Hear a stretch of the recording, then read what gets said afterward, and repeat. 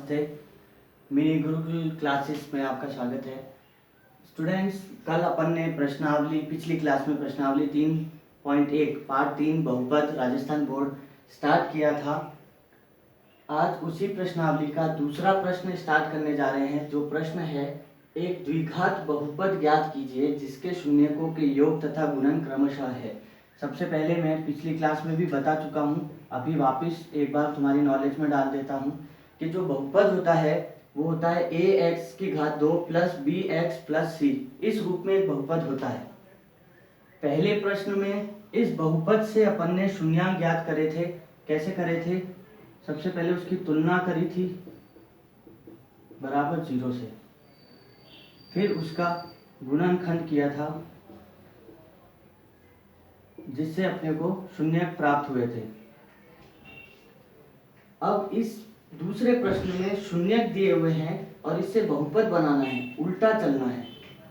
Process विधि वही है, उल्टा चलना है। तो कैसे करते हैं वो बता रहे हैं। प्रश्न क्या है? एक द्विघात बहुपद ज्ञात कीजिए जिसके शून्यकों के योग तथा गुणन क्रमशः है। क्रमशः मतलब पहले जैसे बोला योग तथा गुणन क्रमशः, यानी दो संख्या जो दी है उसमें पहला योग है दूसरा गुणन है। तो इसका हल कैसे करते हैं? सबसे पहले अपन जो शून्यकों का योग जो करते हैं वो क्या होता है? Alpha plus beta. इसको अपन लिखते हैं कैसे? -b/a। अल्फा प्लस बीटा क्या होता है? शून्यकों का योग। योग क्रमशः है, पहली वाली संख्या जो पूरा का पूरा योग है अपने पास -3, और इसको लिखते हैं -b/a। यहाँ पर इसके नीचे कुछ नहीं, मतलब 1 हो गया। तो a अपने पास क्या हो जाएगा? 1, और b क्या हो जाएगा? देखो -b बराबर -3 दे रखा है। -b की मान क्या है? -3। तो ये माइनस ही माइनस कट जाएगा, तो b क्या हो जाएगा? 3। वैसे ही दूसरा अपन करते हैं, वो क्या है? शून्यकों का गुणन, जो कि लिखते हैं अल्फा इंटू बीटा से। तो अल्फा इंटू बीटा को क्या लिखते हैं? c/a। और पूरा का पूरा गुणन दूसरी संख्या क्रमशः के हिसाब से 2 है और c/a। इसके नीचे कुछ नहीं है, मतलब 1। a क्या हो जाएगा? 1, ये a है, और ये c है। c क्या हो जाएगा? 2। एक चीज ध्यान रखनी है, पूरा का पूरा बहुपद जो बनता है वो ax² plus bx plus c। यहाँ पर कभी आप ऐसा क्वेश्चन भी देख सकते हैं या ऐसा देखने को मिल सकता है जहाँ पर एक जगह a मान लो इधर 4 है इधर 2 है, तो 2 और 4 अलग अलग संख्या है, लेकिन बहुपद में एक ही बार a लिखते हैं। तो किसको लिखेंगे? 2 लिखेंगे या 4 लिखेंगे? दोनों ही नहीं लिखेंगे, उसको बैलेंस करना पड़ेगा। जिसमें 2 है उसको 4 बनाना पड़ेगा, क्योंकि a एक ही बार लिखना पड़ता है। तो यहाँ पर a दोनों जगह सेम है, इसलिए अब ये अपने को पता है कि बहुपद जो होता है वो ax² plus bx plus c के रूप में होता है। a अपने पास क्या है? 1, तो 1 लिखने की जरूरत नहीं है। x² 1 है, प्लस bx, तो प्लस b कितना है? 3, तो 3x प्लस c कितना है? 2। ये अपना रिक्वायर्ड जिसकी आवश्यकता है वो बहुपद है, जो ज्ञात करने का बोला है। तो 1 लिखने की जरूरत नहीं होती है। x² प्लस 3x प्लस 2 ये अपना बहुपद है। ऐसा ही है। दूसरा प्रश्न जो है वो है वर्गमूल 2 और 1/3। यहाँ पर भी सबसे पहले वही करेंगे। सबसे पहले शून्यकों का योग लिखेंगे, जिसको अपन लिखते हैं अल्फा प्लस बीटा से, और अल्फा प्लस बीटा को लिखते हैं -b/a। ये दिमाग में बिठाना, ये एक तरह का सूत्र है। अल्फा प्लस बीटा पूरा का पूरा योग कितना है? वर्गमूल 2। नीचे कुछ नहीं है, मतलब 1। अब यहाँ पर तुम देखोगे कि a क्या हो जाएगा? 1, और b क्या हो जाएगा? माइनस के वर्गमूल 2, क्योंकि ये माइनस हटाना पड़ेगा, यहाँ आएगा। तो a है 1, लेकिन जब दूसरा कंडीशन हल करोगे गुणन वाली, वहाँ पर a क्या आएगा? 3। तो यहाँ पर 1 है, तो इसको अपन 3 से गुणा करेंगे, क्योंकि दोनों सेम होने चाहिए। तो ये क्या हो जाएगा? 3 वर्गमूल 2/3। a हो जाएगा 3 और b हो जाएगा -3 वर्गमूल 2। दूसरा जो अपन करते हैं वो है शून्यकों का गुणन जो कि अल्फा इंटू बीटा होता है, इसको अपन कैसे लिखते हैं, सी बट्टा ए से, सी बट्टा ए से लिखते हैं। पूरा का पूरा गुणन कितना है, 1/3 है, सी बट्टा ए से तुलना कर रहे हैं तो ए हो जाएगा 3, सी हो जाएगा 1। देखिए अगर मैं यहाँ पर 3 से गुणा नहीं करता तो ए क्या रहता, 1, लेकिन ए अपने को बहुपद बनाने के लिए एक ही बार लिखना है, तो 1 लिखेंगे कि 3, इसलिए उसको बैलेंस करना जरूरी है। जब अपने को पता है कि बहुपद ax की घात 2 प्लस bx प्लस c के रूप में होता है, तो जो बहुपद है वो क्या है, 3x² माइनस, क्योंकि b माइनस में है, 3 वर्गमूल 2 b का मान है और x साथ में लगेगा, प्लस c कितना है, 1। ये अपना रिक्वायर्ड बहुपद है। यहाँ पर दूसरे प्रश्न का तीसरा जो है वो है -1/4 1/4 योग है, हमेशा पहला वाला योग है, गुणा दूसरा वाला गुणन है, क्योंकि क्रमशः बोला है क्वेश्चन में। तो पहली चीज अपन क्या करते हैं, शून्यकों का योग जो कि अल्फा प्लस बीटा होता है, इसको अपन लिखते हैं अल्फा प्लस बीटा बराबर -b/a। पूरा का पूरा योग कितना है, माइनस का 1/4 और -b/a। a क्या हो जाएगा, 4, नीचे वाला a है, ऊपर वाला क्या हो जाएगा, माइनस माइनस कट जाएगा, तो b क्या होगा, 1। दूसरा अपन करते हैं वो है शून्यकों का गुणन, जिसको अल्फा इंटू बीटा से लिखते हैं। तो अल्फा इंटू बीटा को अपन क्या लिखते हैं, c/a। ये अपने पास पूरा गुणन दे रखा है 1/4, इसकी तुलना c/a से कर रहे हैं। a क्या है, 4, c क्या है, c क्या है अपने पास, 1। अपने को पता है कि जो बहुपद होता है वो ax² plus bx plus c के रूप में होता है, अतः जो द्विघात बहुपद जो होगा वो होगा a कितना है, 4x² प्लस b कितना है, 1 और c कितना है, 1 गुणांक में 1 लिखने की जरूरत नहीं है, तो ये अपना बहुपद है। वैसे ही इसको भी करेंगे, शून्यकों का योग जो कि अल्फा प्लस बीटा, इसको अपन क्या लिखते हैं, -b/a। पूरा योग है 0/1, a क्या हो जाएगा, 1 और b हो जाएगा 0। शून्यकों का गुणन, इसको क्या लिखते हैं, alpha into beta. Alpha into beta को क्या लिखते हैं, c/a। पूरा गुणांक दे रखा है वर्गमूल 5, इसके नीचे कुछ नहीं मतलब 1, a क्या हो जाएगा, 1 और c क्या हो जाएगा, वर्गमूल 5। बहुपद जो होता है, देखो इसको मैं बार बार इसलिए लिख रहा हूँ, ये बहुपद है, माना ये बहुपद होता है, माना ये बहुपद होता है, पिछले प्रश्न में बार बार लिखने का कारण ये है कि जितनी बार आप प्रैक्टिस में लाते हो चीज़ें, उतनी बार वो दिमाग में बहुत क्लियरली सेट हो जाती है, इसलिए इसको बार बार। कोई भी सूत्र होता है, हर क्वेश्चन जब तुम प्रैक्टिस करते हो उस क्वेश्चन को, किसी भी क्वेश्चन के सॉल्यूशन को, हल को, तो उसमें सूत्र लिखना अनिवार्य क्यों माना जाता है, ताकि वो दिमाग में बैठ जाए। तुम एक पूरा पुस्तिका बनाओगे, उसके अंदर सारे सूत्र लिखोगे, उसमें फिर कुछ याद रहते हैं, कुछ याद नहीं रहते।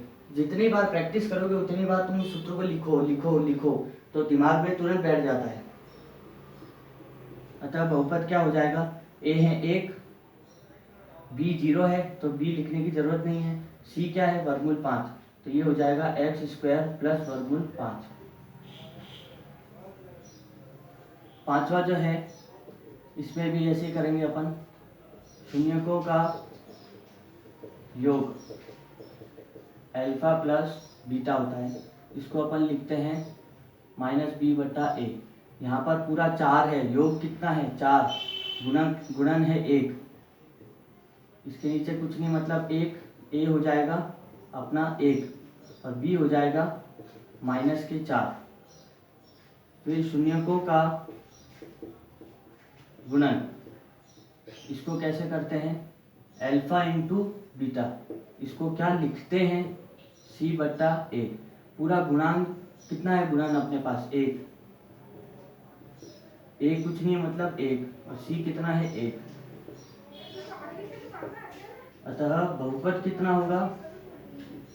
बहुपद जो होता है वो A X square plus B X plus C के रूप में होता है। तो ये जो रिक्वायर्ड द्विघात बहुपद है ये अपना हो जाएगा, ए है एक एक्स स्क्वायर, बी कितना है माइनस का 4 है तो माइनस के 4x और प्लस सी। एक लिखने की जरूरत नहीं होती है इसलिए x square minus 4x plus के सी, ये रिक्वायर्ड बहुपद है। इस तरीके से अपने प्रश्न करते हैं। जो दूसरे प्रश्न का आखिरी भाग है वो है 1,1। यहाँ पर इसका हल कर रहे हैं। शून्यकों का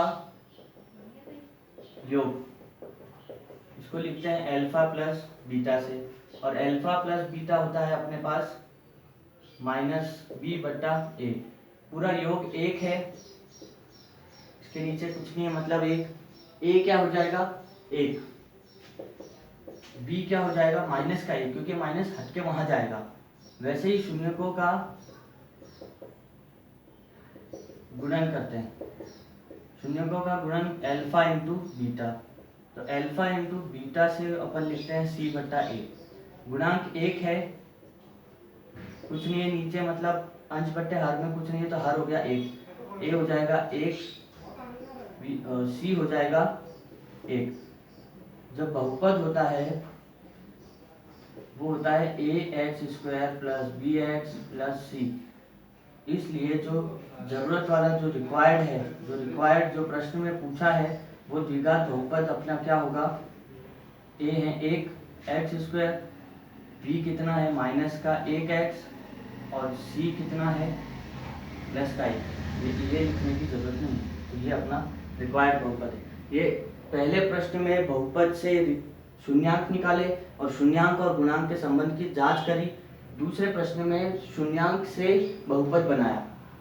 ये दोनों प्रश्न बहुत इंपॉर्टेंट है, राजस्थान बोर्ड में आते हैं।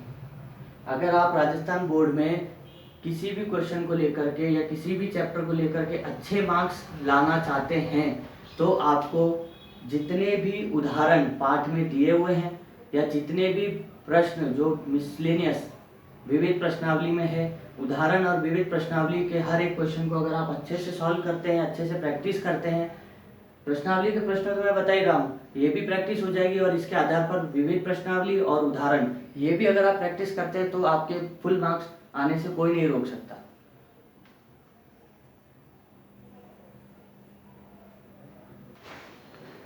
प्रश्नावली 3.1 का जो तीसरा प्रश्न आखिरी प्रश्न है वो प्रश्न थोड़ा सा लॉजिकल क्वेश्चन है, क्योंकि इसमें पूछा है कि यदि द्विघात बहुपद दे रखा है उसके शून्यकों के वर्गों का योग 40 हो तो k का मान ज्ञात करो। देखो इसमें क्या क्या दे रखा है। जब भी कोई प्रश्न गणित में हल करते हैं तो सबसे पहले जो दिया हुआ होता है उसको लिखते हैं। तो जो दिया हुआ है वो है F x square minus 8x plus के। अपने को पता है कि शून्यकों का योग जो होता है वो क्या होता है? अल्फा प्लस बीटा होता है। अल्फा प्लस बीटा को क्या लिखते हैं? माइनस बी बट्टा ए। जब बहुपद दे रखा है तो ये सरल हो जाता है लिखना कि ए क्या है? एक, बी क्या है? माइनस का एक, और सी क्या है? के। पहले प्रश्न में ये अपन ने किया था ये वाला हिस्सा कि गुणांक लिखने का, कि गुणांक क्या क्या वो अपन ने लिख लिया क्योंकि अपने को यहाँ पर जरूरत पड़ने वाली है। अल्फा प्लस बीटा योग जो होता है माइनस बी कितना है? माइनस का 8, और ए कितना है? 1। माइनस माइनस प्लस का 1 हो जाएगा, नीचे 1 है इसकी कोई वैल्यू नहीं होती है। ये पहला समीकरण है। दूसरा जो अपन करते हैं वो क्या करते हैं? शून्यकों का गुणन, जिसको बोलते हैं अल्फा इंटू बीटा। अब अल्फा इंटू बीटा को सी बट्टा ए लिखते हैं। तो जो अल्फा इंटू बीटा है सी बट्टा ए, सी क्या है अपने पास? ए, और ए क्या है? 1। तो अल्फा इंटू बीटा यानी क्या हो जाएगा? के। ये दूसरा समीकरण है।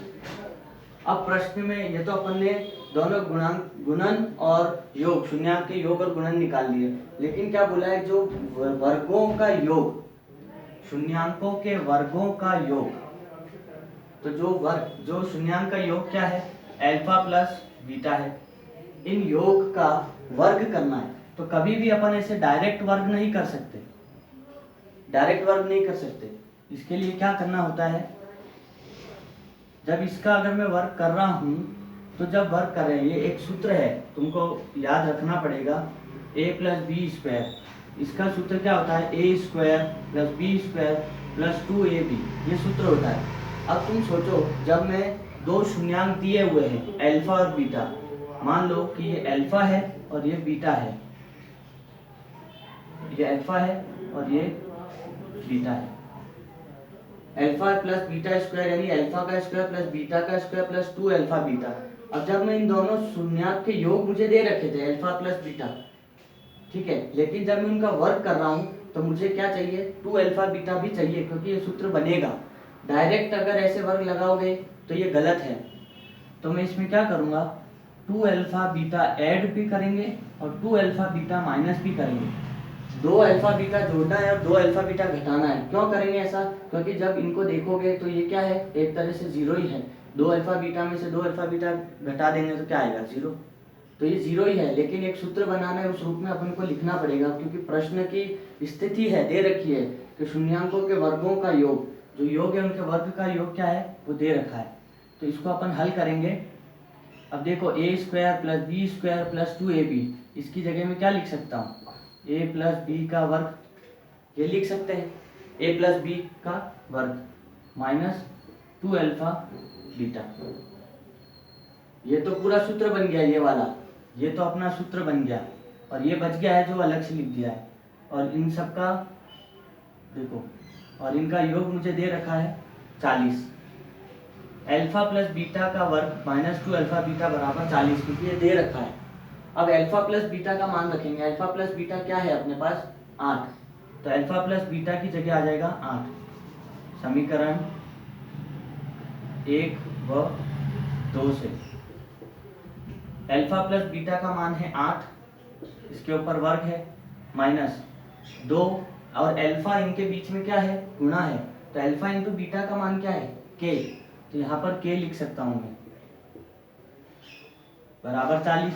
8 का वर्ग कितना होता है, 64। किसी भी संख्या का वर्ग करना है, जैसे 4 है, 4 का वर्ग करना है, इसका मतलब क्या है, 4 जो है वो कितनी बार है, 2 बार है। जिसका भी वर्ग कर रहे हैं, जितनी घात है वो उतनी बार गुणा हो जाता है।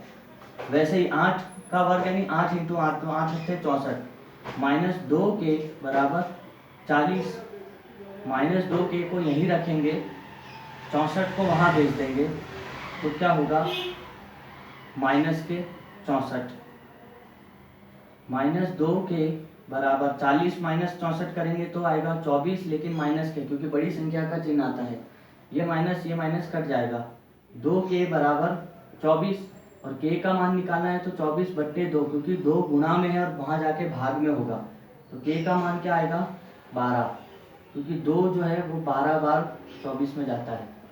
इसको तुम ऐसे भी कर सकते हो, 64 माइनस 2 के बराबर 40 है, तुम ऐसे भी कर सकते हो, माइनस 2 के को वहाँ भेजोगे तो प्लस का 2 के हो जाएगा, और 40 को यहाँ भेज दोगे तो माइनस का 40 हो जाएगा।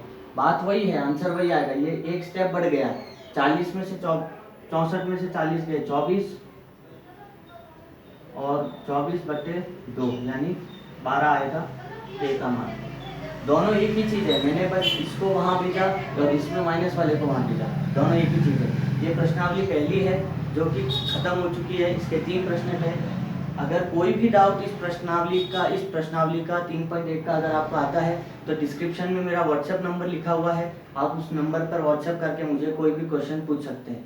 And please try your best कि आप विविध प्रश्नावली और उदाहरण पे ज़्यादा जोर दें। ये क्वेश्चंस तो करने ही है, ये क्वेश्चंस तो तुम्हारे रनिंग सेशन में, स्कूल्स में रनिंग सेशन में पूछे जाते हैं, लेकिन बोर्ड्स में जो क्वेश्चंस आते हैं वो विविध है और उदाहरण है। 95% क्वेश्चन यहीं से आते हैं, विविध और उदाहरण में से, तो आप वहाँ से प्रैक्टिस करो, यहाँ से देखा है उन क्वेश्चंस की प्रैक्टिस करो।